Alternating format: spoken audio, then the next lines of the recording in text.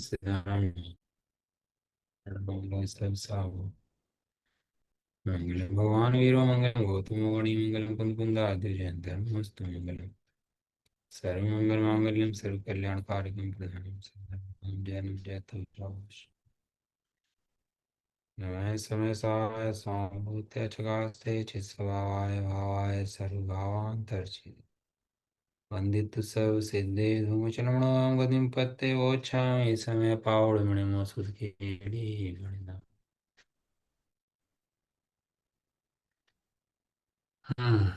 शीर्ष में सारजी ग्रंथ स्यादवाद आधार चल रहा है इसके अंदर, जिसके अंदर 14 भंग के द्वारा अपन लोग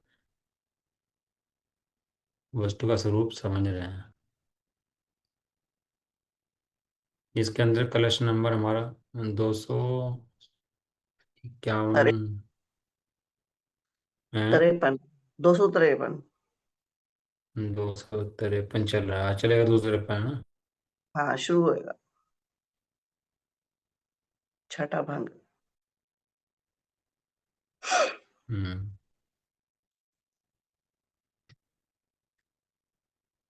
छठा। हम्म, सर्वद्रव्यमयं प्रपद्य पुरुषं दुर्वासिनावासिते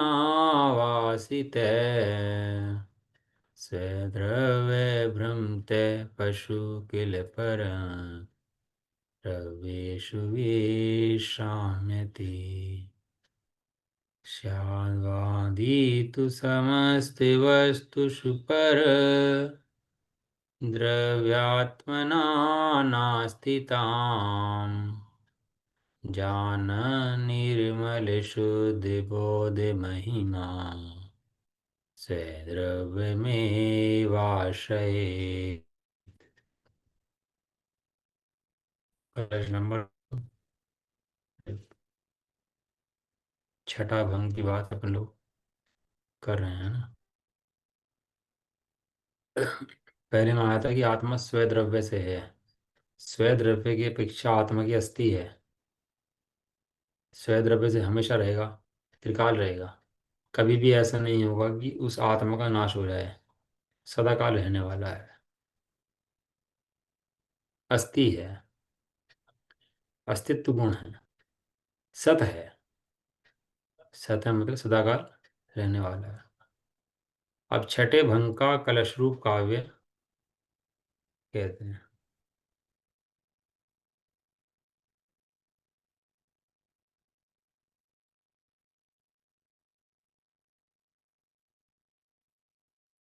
अब छठे कलश का कलश रूप का भंग का कलश रूप काव्य कहते हैं।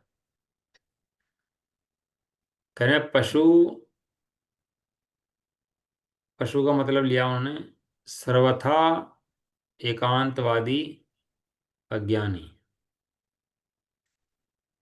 अज्ञानी है, सो जितने एकांतवादी हैं सब अज्ञानी हैं।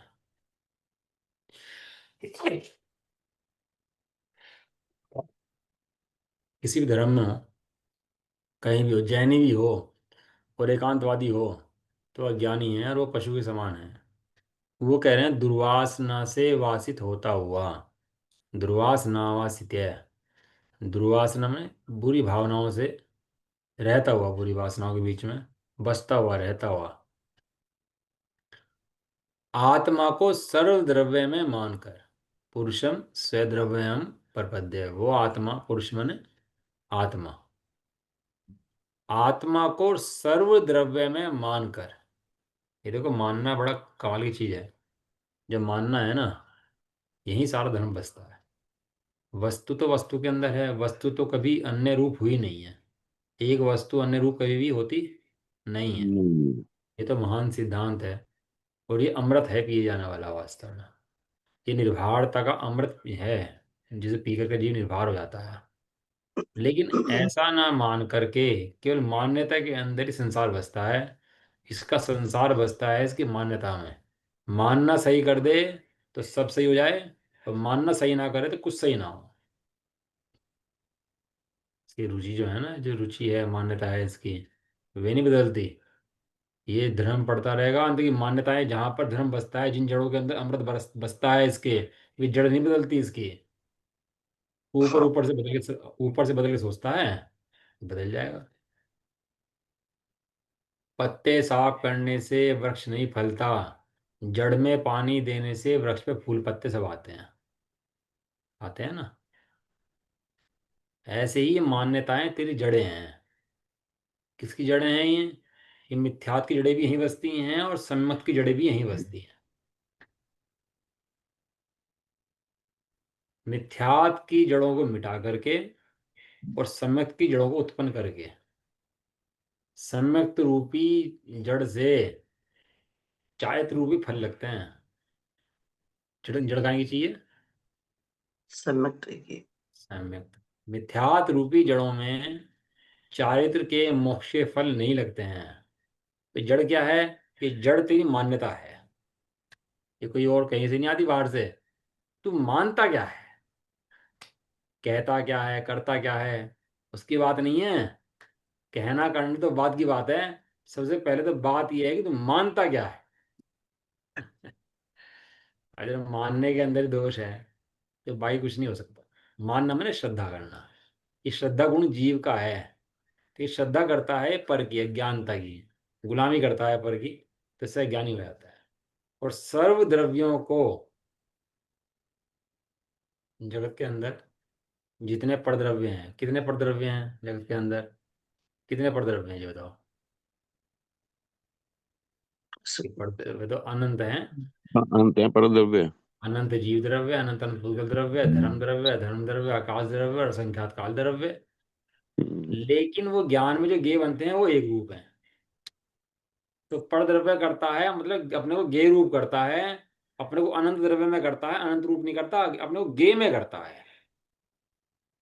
अनंत द्रव्यों से छुड़ाने के लिए अनंत द्रव्यों के पास जाने की जरूरत नहीं है। क्या कहा? अनंत द्रव्यों से छूटने के लिए अनंत द्रव्यों के पास जाने की जरूरत अनंत नहीं है। द्रव्यों के पास जाने की जरूरत नहीं है, क्योंकि अनंत द्रव्य तेरे गे बनते हैं। बस तू गेयों हम्म, से भिन्न देख ले, तो अनंत द्रव्यों से छूट जाएगा। हम्म, संसार कहाँ बसता है? संसार में बसता है। ये संसार जीव की अज्ञानता में बसता है। जीव की संसार अज्ञानता में। इसका नाम है। ये जो बाहर में लोग है, ये परद्रव्य हैं, ये सब संसार है क्या?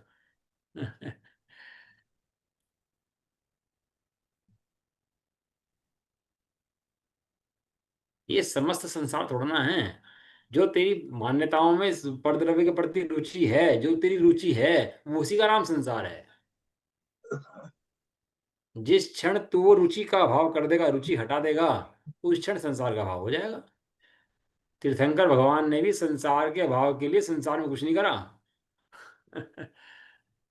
संसार के अभाव करने के लिए संसार में कुछ नहीं करा। संसार में कुछ नहीं करा, क्योंकि संसार के अंदर मिथ्या मान्यता नहीं बसती। तेरी मिथ्या मान्यता ज्ञानता जो है तेरे अंदर ही बसती है, ज्ञान जब। और एक समय के लिए बसती है। उसका अभाव कर सकता है और तो अपने ज्ञान स्वभाव को देख सकता है। समस्या अपनी है, अपने अंदर है, अपने से है, अपने में है, और अपने से ही दूर होगी। अपने लिए दूर होगी। बाहर में ना कुछ छेड़ना ना करना। कुछ बाहर में करना ही तो नहीं है। इसलिए आत्मा को, अपने को स्वर्ग द्रव्य में मान कर, अभी सुन लेते हैं ना अपन लोग, वे धर्म करो त्याग करो। तो धर्म करते हैं, त्याग करते हैं, लेकिन छोड़ता है ना, तो छोड़ने के नाम पर भी अपने को परद्रव्य रूप मानता है। क्या करता है? मैंने छोड़ दिया, मैंने व्रत करे, मैंने पूजा करी, हमने विधान रचाया भाई साहब इतने दिन का, हमने प्रतिमा विराजमान कराई मंदिर के अंदर, हमने मंदिर में सिंहासन दिए, छत्र दिए, चमड़ दिए, भामंडल दिए, सब दिए, हमने इतनी व्यवस्था बनाई समाज की। अपने को सर्वद्रव्य में करता हुआ अज्ञानी कहता आत्मा है और मानता अपने को पुत्र शरीर है। और ज्ञानी कहता भले ही अपने को शरीर रहे, लेकिन मानता अपने को आत्मा है।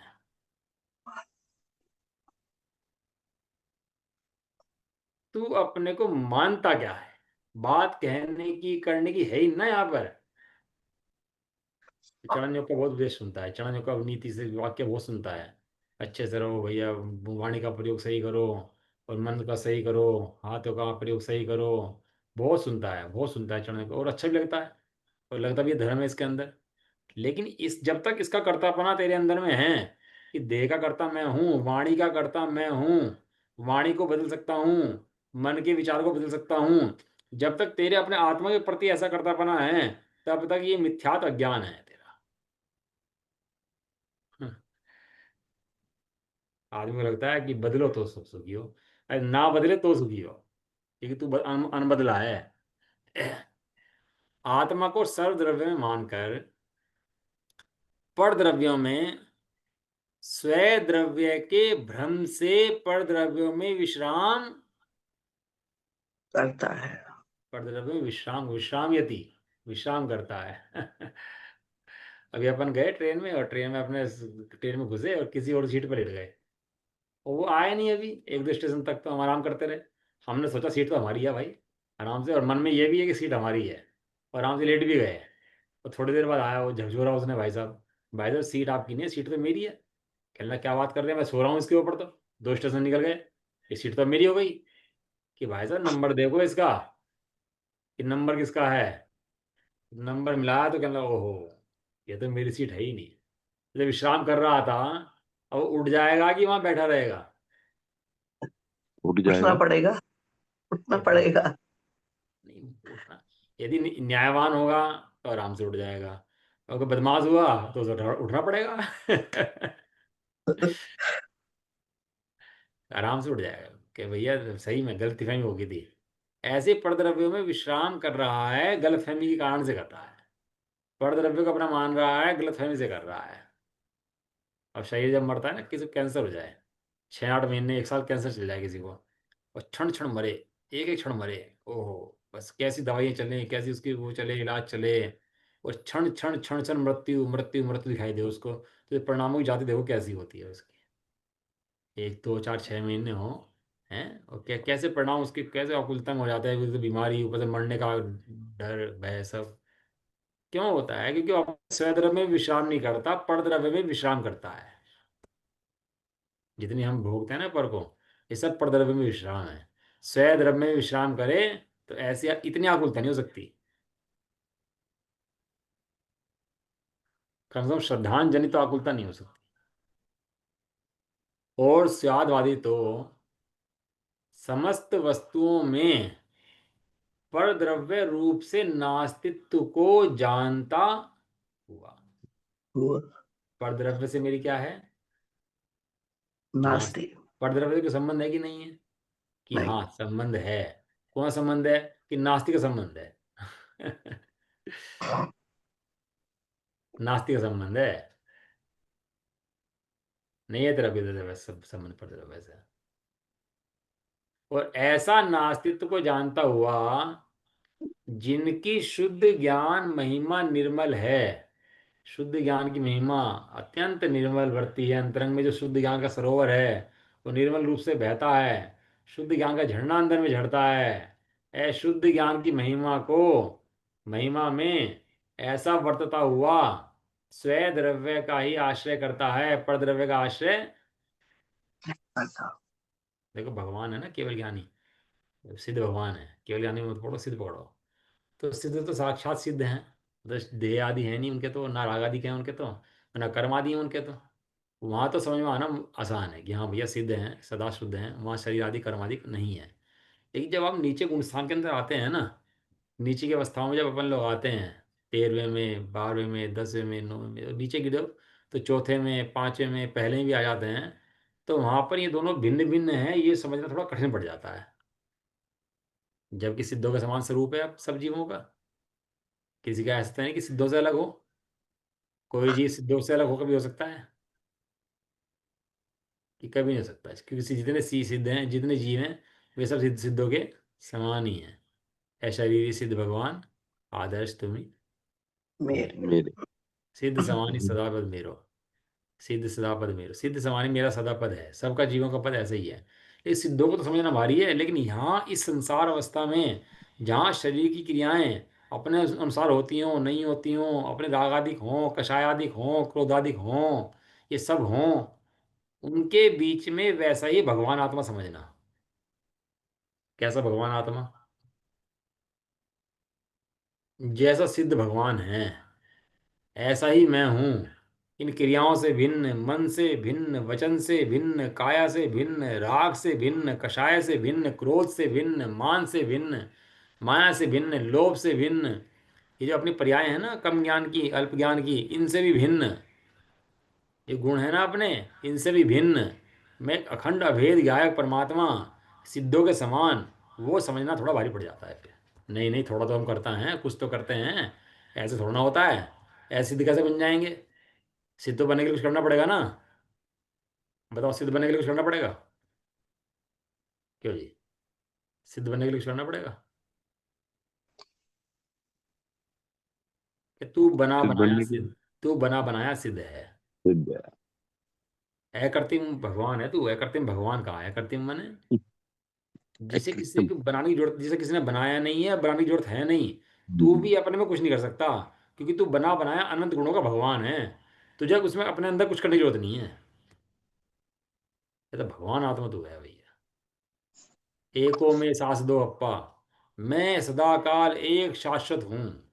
एक हूँ, एक हूँ, परिपूर्ण हूँ। एवं नाण पाणम दंसण भूतम अदिंदिय महत्तम, धूमचलम नाणम्बम मण्डेगम अपगम शुद्धम। लिखा मैं अतीन्द्रिय महापदार्थ हूँ। क्या लिखा? तीन्द्रिय। अतीन्द्रिय महापदार्थ हूँ। वे आचार्य दे छदमस्त, हमारे जैसे छदमस्त है ना, ज्ञान की अपेक्षा छदमस्त की अपेक्षा तो बराबर है ना। और छदमस्त की अवस्था में बैठ करके लिख रहे हैं कि मैं अतीन्द्रिय महापदार्थ हूँ। इंद्रियों से रहित, कर्मों से रहित, राग से रहित, अभी वर्तमान में बना बनाया भगवान। ये बना बनाया भगवान दिख जाए, या करते भगवान दिख जाए, वर्तमान में पूर्ण दिख जाए, ये अपने आप में मोक्ष का पद पाने का सबसे शाश्वत उपाय है। करने के नाम पे जीव को सब करा लो। अरे पर्याय में तुझे कुछ करना नहीं है, एक समय का पर्याय भैया, तू क्या करेगा उसके अंदर? तू बस सदाकाल एक भगवान आत्मा है, इसका जवाब दे बस। तू भगवान आत्मा है, तू बना बनाया भगवान है। भगवान ने भी तुझे बनाया नहीं है, बताया है। क्या कहा? भगवान भगवान ने ने भी। भी तुझे बताया है, बनाया नहीं बनाया है। नहीं है तो तू बना बनाया। हम्म, कैसी होते हैं आनंद की बातें हैं। स्वामी जी ने तो गजब कर दिया भैया। स्वामी जी तो सही में तीर्थंकर जैसा जीव हो तो डंका बजाया, यार तू भगवान आत्मा है, तू कहाँ दुखी होता है। और यार जीव एक बार भगवान आत्मा देख ले अपने आप को, तो इसका आनंद का पार न रहे, फिर दुखी होने की कल्पना ही कोई नहीं है इसकी। कोई दुखी नहीं कर सकता इसका। तेरे घर में कल्प वृक्ष बोधे हैं, कल्प वृक्ष लगा दें घर में तेरे, कि कल्प वृक्ष है भैया, चचा जो ले। अब कमाने कौन जाएगा? कौन दुखी होगा जाके, जाके ढो भरेगा जाके? कल्प वृक्ष जिसके घर में बसता हो, वो कमाने क्यों जाए? जो चाहिए कल वक्त से मांग ले। क्यों कमाने जाए, क्यों बनाने जाए? जो चाहिए कल वक्त से मांग ले। तेरा आत्मा कल्पवश है भैया। तू बाहर धक्के खाने पड़ते में कहाँ जाता है? जो चाहिए अपने आत्मा से ले ले। तेरे अंदर श्रद्धान, ज्ञान, चारित्र, सुख, आनंद, वीर्य भरा पड़ा है तेरे अंदर। क्या कह रहे हैं भारत के अंदर? एकांतवादी आत्मा को सर्व द्रव्य में मानकर, आत्मा में जो पर द्रव्य की अपेक्षा से नास्तित्व है, उसका लोप करता है। करता है। स्वयं द्रव्य से अस्ति, पर द्रव्य से नास्ति। और ये पर द्रव्य से नास्ति तेरा ही धर्म है, किसी और का धर्म नहीं है। ये जो नास्ति तो धर्म है, तू उसकी सीमा जानता नहीं है, कि तेरे अंदर इसका प्रवेश है नहीं, और जबरदस्ती में खींचतान करके उसमें प्रवेश करके कब्जा करता है उसके ऊपर। अब क्या होता है, पड़ोस का कोई प्लॉट पड़ा हो, कोई आना रहा हो कोई बहुत दिनों से, तो कब्जा कर लो भाई इसके ऊपर। कोई है तो यही नहीं देखने वाला। अरे भैया, तेरे कब्जा कागज नाम में नहीं होंगे, तेरे पे कब्जा हो सकता नहीं उसका, तो दुखी और होगा कब्जा करके। अपनी सीमा के अंदर है ना। पर द्रव्य की नास्ति से उसका लोप करता है।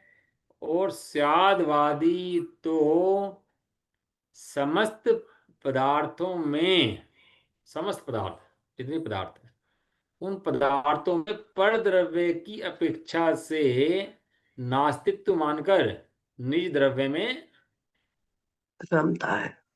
निज द्रव्य में रमता है। तू क्या दूसरे की स्त्री को देता फिरता है, ताड़ता फिरता है? अरे तेरी सर्वांग सुंदर स्त्री तेरे घर में है ना, तो तू अपनी स्त्री में रमण करना। तू पर स्त्रियों को क्यों देखता है?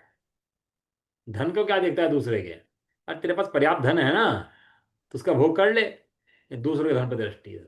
दुखी दुखी होता है, निज परद्रव्य में भ्रमण करता है सो दुखी होता है।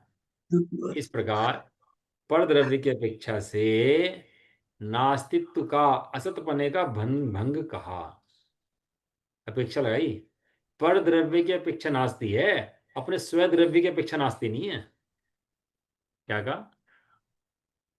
पर द्रव्य की पर अपेक्षा द्रव्य ना। की अपेक्षा, सद्रव्य की अपेक्षा नास्ती नहीं अब है। ये नहीं कि अनेकांत कुछ भी लगा दो, स्वद्रव्य की अपेक्षा नास्ती लगा दो, परद्रव्य की अपेक्षा नास्ती लगा दो, कुछ भी कहीं भी लगा दो, इसका नाम अनेकांत नहीं है। स्वद्रव्य की अपेक्षा अस्ति ही है, वो परद्रव्य की अपेक्षा नास्ती ही है। गजब का भैया, ये नए पढ़ ले जी तो आज से निहाल हो जाए। कलश नंबर अगला, आप सातवें भंग का कलश कहते हैं, कलश नंबर 254। अब काल का आएगा ना, द्रव्य क्षेत्र का आएगा। भिन्न क्षेत्र निबोध्य नियत व्यापार निष्ठ सदा सीदतेव बहि पतन्तमभितः पश्यन् पुमान् सम्पशु स्वक्षेत्रास्थितया निरुद्धरभस स्याद्वादवेदी पुनस्तिष्ठत्यात्मनिखात् बोधनियत व्यापार शक्तिर्भवन। हम्म।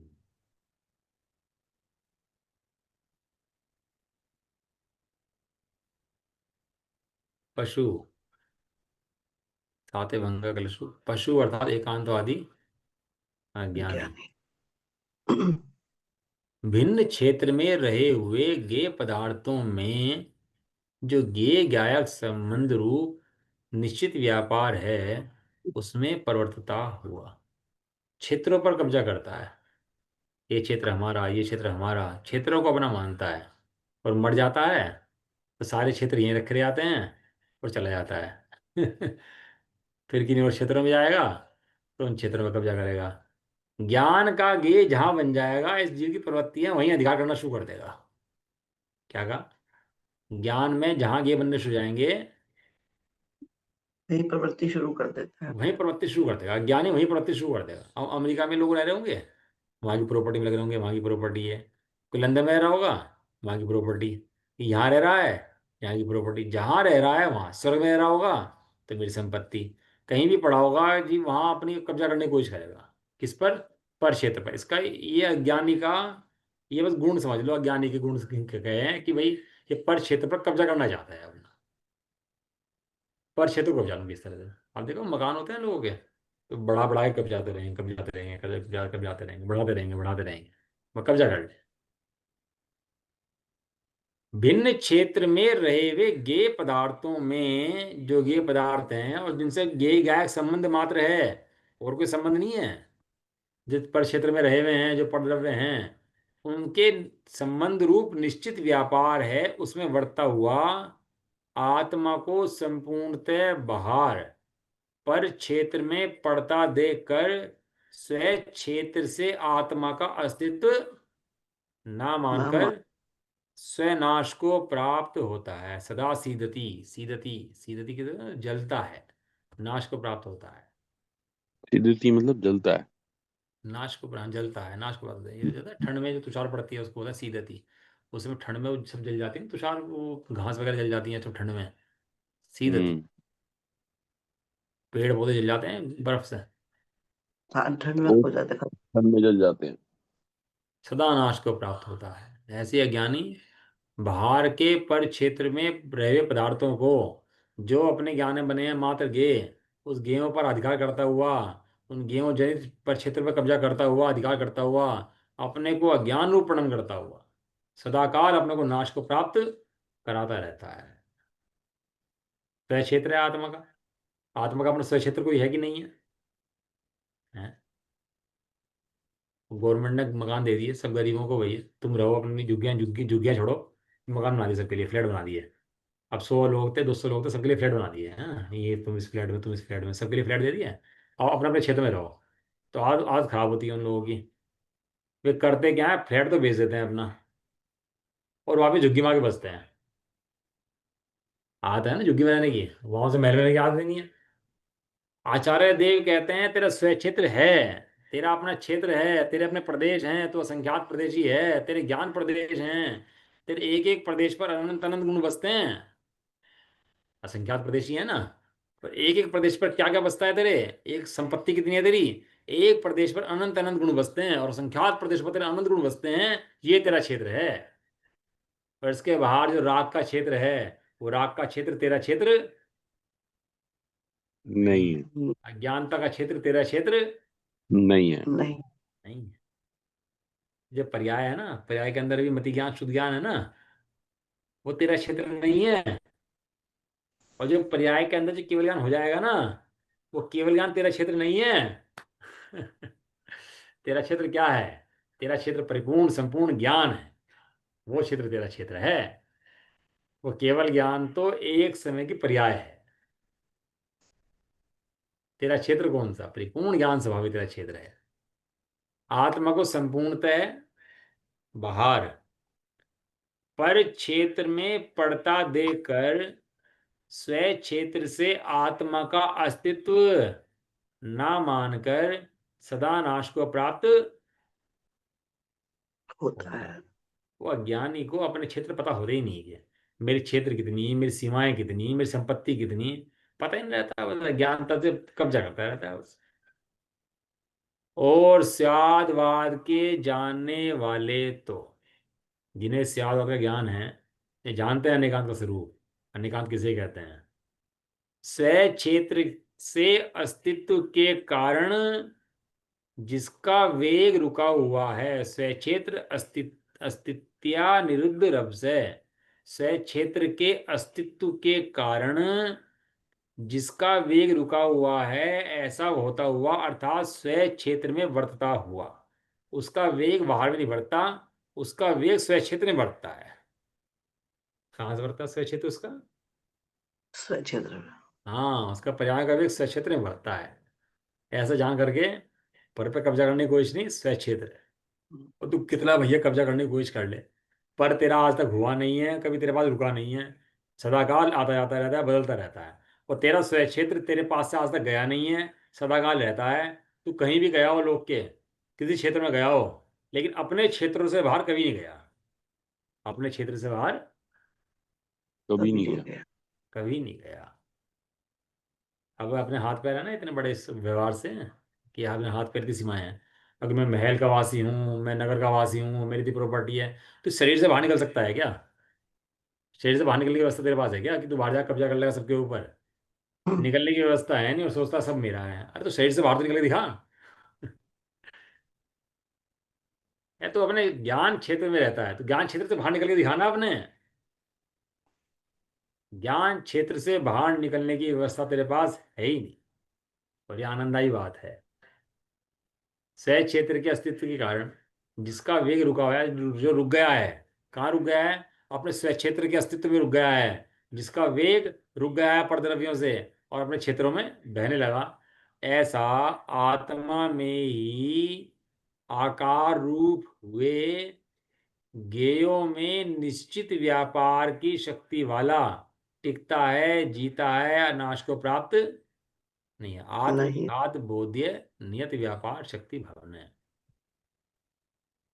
हम्म।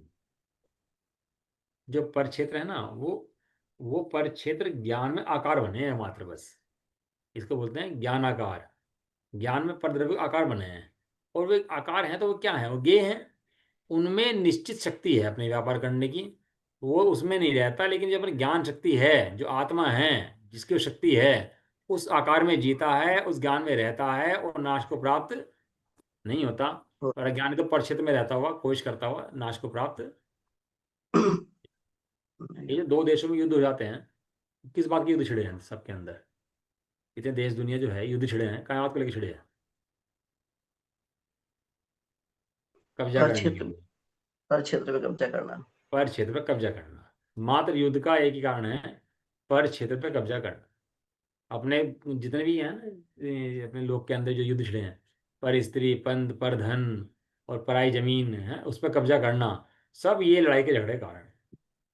और अपने अपने क्षेत्र में रहो तो आनंद से रहो, कोई जरूरत ना पड़े किसी की। इतनी पुलिस, कोर्ट, कचहरी, ये सब काहे के लिए है? ये कब्जे के वालों के लिए हैं। इस प्रकार स्वयं क्षेत्र से स्थित का भंग कहा है। तो आठवां भंग का पढ़ लेते हैं इसको, हाँ टाइम है अपने पास। आठवां भंग पढ़ लेना, 255। पर क्षेत्र की बात आएगी, उस स्वयं क्षेत्र की बात आएगी, पर क्षेत्र की बात आएगी, है ना। स्वे क्षेत्र स्थिति पृथग विध, पर क्षेत्र स्थितार्थो जिनात्, तुच्छी भूय पशु प्रणश्यति चिदा, कारान् सहार्थैर्वमन्, स्याद्वादी तु वसन् स्वधामनि पर, क्षेत्रे विदन्नास्ति ताम्, त्यक्तार्थोऽपि न तुच्छितामनुभवत्याकारिकर्षि परान्।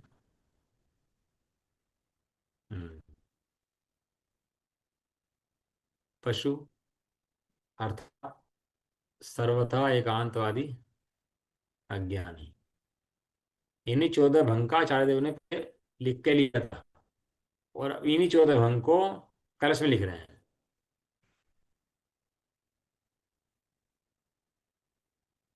स्व क्षेत्र में रहने के लिए भिन्न भिन्न पर क्षेत्र में रहे हुए गेय पदार्थों को छोड़ने से गेय पदार्थों के साथ चैतन्य के आकारों का भी वमन करता हुआ, अर्थात गेय पदार्थों के निमित्त से चैतन्य के जो आकार होते हैं उनको भी छोड़ता हुआ तुच्छ होकर नाश को प्राप्त होता है। अनेकांतवादी और एकांतवादी। एकांतवादी क्या करता है? या तो परद्रव्य को अपना मानता है या परद्रव्य के छोड़ने को अपना मानता है। क्या कहा? पर द्रव्य को प्रद्रव्य को अपना अपना मानता है या प्रद्रव्य को छोड़ने को अपना मानता है? हाँ, वस्तु का स्वभाव नहीं जानता। वस्तु का स्वभाव ऐसा है कि जो तेरे झलकती है गेय पदार्थ, वे गेय पदार्थ झलके बिना रहेंगे नहीं और तेरे होंगे नहीं। नहीं है। ये शरीर है ना, और समाधि करते हैं तो सुखा देते हैं शरीर को, ये खाना पीना छोड़ दो, ये कर दो, सुखा दो। भाई साहब ने कहा इसका नाम तो आत्महत्या है। जबरदस्ती नहीं छोड़ना।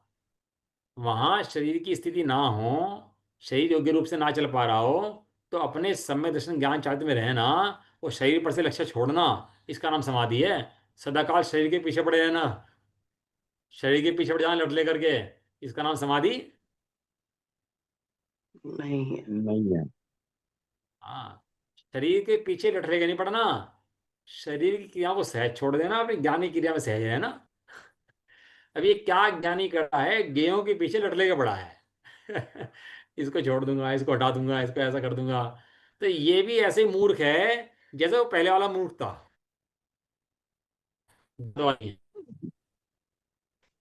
तेरे ज्ञान में घे झलकेंगे, झलके बिना रहेंगे नहीं और तेरे होंगे नहीं। और ये वस्तु का स्वभाव है, ऐसा जानने के बाद तू आनंदित रहेगा। ऐसा जानने के बाद तू आनंदित रहेगा। अपना दर्पण लगाओ और सामने दुकान है सुनार की, और सारा दिन सोना झलकता है उसके अंदर, सोने की सिल्ली आ रही है, सोने की ईंटें जा रही हैं, दर्पण के अंदर सब झलक रही हैं, तो अपने को कितना आनंद आता है। भाई जिसकी जा रही हैं जा रही हैं, जिसकी आ रही हैं आ रही हैं, हमें क्या लेने देना है? हमारा तो दर्पण है, दर्पण में दिखाई देती है, तो दर्पण में दिखाई देने से तो अपनी होती नहीं। वो दुखी हो जाएगा, अल्लाह इतनी सिल्लियाँ जा रही हैं, इतनी सिल्लियाँ आ रही हैं, कोई बात थोड़ा ना है, हमारे दर्पण में दिखाई दे रही हैं, इन्हें हटाओ दर्पण के अंदर से, दर्पण में से निकाल दो इनको बाहर, झलक झलक नहीं चाहिए। हमारे परिणाम खराब होते हैं इससे, तो हमारा देख देख के मन मलिन होता है, सोना देख करके। हटाओ इन सबको। कोई विधि है हटाने की? कोई भी नहीं। वो शीशा हटा दो वहां से बस। चीज कुछ ना कुछ तो झलकेगा, कूड़ा झलकेगा तो कूड़े कूड़े को देख के रोएगा। ज्ञानी नारकी बन जाए तो नारकी बन के रोए, स्वर्ग में चला जाए तो स्वर्ग में वो जाके रोए, क्योंकि इस अज्ञानी का काम रोने का है। इस दर्पण के अंदर सिल्लियां झलक रही है सोने की, तो दुखी है, मेरी क्यों नहीं है। अब कूड़ा जल के भंगी जल के तो दुखी हो कि कूड़ा भी जल रहा है, क्योंकि इसने गेय पदार्थों को अपना मान लिया है। क्या कर लिया इसने? गेय पदार्थों को अपना मान लिया। शरीर के त्याग व्रत हो तो खुश हो जाता है, और शरीर से त्याग व्रत ना हो तो दुखी हो जाता है। और तू अपने आत्मसत्ता का पता है तो कितना महान तत्व है। तो तीन लोक का नाथ भगवान परमात्मा है, उस पर दृष्टि है नहीं, और सदाकाल गेयों पे लुब्ध गे आसक्ति में दुखी बना रहता है। अनंत महिमा वन पदार्थ, अनंत सुख संपदा का धारी, और एक क्षणिक एक समय के उस राग के अंदर वो दुखी बना रहता है। बताओ, तीन लोग का नाथ होता हुआ वो दुखी है। बताओ क्यों? वो गेय पदार्थों को अपना जानता हुआ, गेय पदार्थों को अपना मानता हुआ, गेय पदार्थों को अपना मानता हुआ या छोड़ने को अपना मानता हुआ। आचार्य देव ने कलश जो लिखे ना, ये ऐसे ही लिखे। उन्हें पता है कि समस्या कहाँ है। ये भगवान आत्मा की बात सुनता है, भगवान आत्मा को जानता मानता अनुभव नहीं करता है। जानता मानता अनुभव करता गेहूं को ही है। ये वर्तमान काल के अंदर अपन लोग तो मति शुद्ध ज्ञान के धारी है ना, छदमस्त है ना। और छदमस्त अवस्था के अंदर हम जो भगवान आत्मा है उसका अनुभव कर सकते नहीं कर सकते, निर्भर हो सकते नहीं हो सकते, मुक्त स्वभाव दे सकते नहीं दे सकते, सुखी दे रह सकते। सकते कि नहीं रह सकते अभी इसी बिल्कुल है। अवस्था के अंदर। अरे तेरे में तो कला है ऐसी, एक कला तेरे अंदर ऐसी भी है कि तू इसी अवस्था के अंदर अपने ज्ञान को फोकस करे, अपने ज्ञान को देखे, तो तुझे संपूर्ण आत्मा दिखाई दे जाए, भगवान दिखाई दे जाए, और तू मुक्त रूप से रह जाए। ऐसी ऐसी कला तेरे अंदर है। अबे शास्त्र पढ़ के भी सम्यक दर्शन क्यों नहीं हो पाता? क्योंकि शास्त्र हैं गेय। शास्त्र क्या है? कि गेय, शास्त्र ज्ञान नहीं है, क्योंकि शास्त्र को जाने नहीं। शास्त्र तो पुद्गल है ना, शास्त्र तो गेय है ना।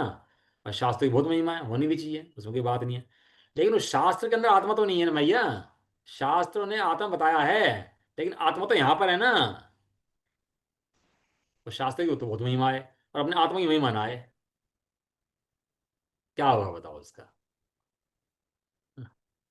अगर तो समय हो गया देखो। लेकिन वास्तव में बहुत विचार करने की बात है कि गेय पदार्थों को अपना मानना नहीं। तो जब गेय पदार्थों को अपना मानता नहीं, तो गेय पदार्थ जो दिखाई देते हैं उनको अपना नहीं मानता, और वो छूटते हैं तो उनको भी अपना नहीं मानता। आते हैं तो अपनी योग्यता से, जाते हैं तो अपनी योग्यता से। मेरे ज्ञान में तो झलकन मात्र है, और एक समय की है। और झलकन मात्र के पीछे जो ज्ञान स्वभाव है वो भगवान है, वो तीन लोग का नाथ है। उस भगवान स्वभाव पर दृष्टि दे और गेयों से दृष्टि हटाए। ये इसका धर्म का मूल है। क्लियर है बात? हम्म। अभी तो लोगों को सुनने पसंद नहीं हुई है ये बातें, कि ये बातें होती क्या हैं, कि क्या ज्ञान स्वभाव है। अपने को भगवान बनने की बात सुनाए, ये तीन लोग का नाथ बनने की बात सुनाए, इसके निर्वाण की बात चलती हो, इसके मुक्ति सुंदरी गीत बजते हो, और ये पड़ा सोता हो आराम से। इसको होश ही नहीं हो कि मैं कौन हूँ और कहाँ से हूँ। इसको जिंदगी ऐसी 20-50 साल की ऐसे निकाल देता है, बिना भगवान सुने निकाल देता है। मैं भगवान हूँ ये बात सुन नहीं पाता। बताओ। अभी दुनिया ना, अभी 2-3 बजे तक तो आधी दुनिया उठ जाती है। लेकिन कौन उठती है? जिनकी मजबूरी होती है। अखबार वाला, दूध वाला, ये सब हैं जिस जिस जानवर जो सारा रात भूखे रहते हैं, ये हैं। तो सारी दुनिया उठ जाती है सुबह के टाइम तो, दिन निकलने से पहले 2-3 बजे तक तो। और सोता कौन रहेगा? जे जरूरत ही नहीं होगी, तो खा के पीट के सो रहा है, जैसे लगता ही नहीं है कि भैया कोई जरूरी काम भी है। अभी अभी खाना ना खाया हो 4 दिन से तो सो के दिखा दे। कि भगवान बनना कितना जरूरी काम है, भगवान आत्मा कितना जरूरी है, इसको समझ में नहीं आता, बस पड़ा हुआ सोता रहता है। जो सुबह को सोता है उसका भाग्य सोता है वास्तव में। ब्रह्म मुहूर्त में तो 3-4 बजे तो उठ जाना चाहिए वास्तव में, सब समझ को उठ जाना चाहिए।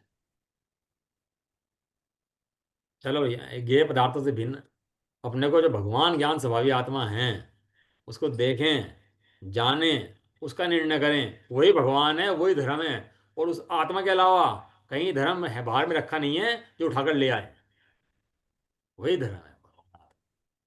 तू ही धर्म है, तू ही धर्मात्मा है। ऐसा। चलो। निज निधि निज निज में। में बधाई है, अनंत प्रकार है। इसके इसके लिए निनवानी माँ को वंदना शत बार। प्रणाम कर।